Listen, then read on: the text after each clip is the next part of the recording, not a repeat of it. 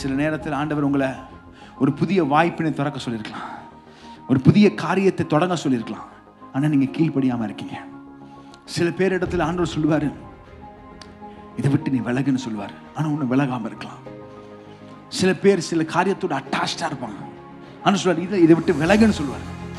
ஆனால் கீழ்ப்படியாமல் இருப்பாங்க. சில பேர் இடத்துல சொல்லுவார், இந்த ரிலேஷன்ஷிப் எல்லாம் கட் பண்ணு, இந்த ஃப்ரெண்ட்ஷிப் எல்லாம் கட் பண்ணு, இப்பேற்பட்ட நண்பர்கள்லாம் உனக்கு வாழ்க்கையில தேவையில்லை, இப்படிப்பட்ட நட்புகளை எல்லாம் கட் பண்ணு என்று ஆண்டவர் சொல்லுவார். உங்களிடத்தில் இணைப்பட்டிருப்பார். ஆனால் நீங்கள் என்ன செய்வீங்க? எப்படி ஆண்டவரை அவனை கட் பண்ண முடியும்?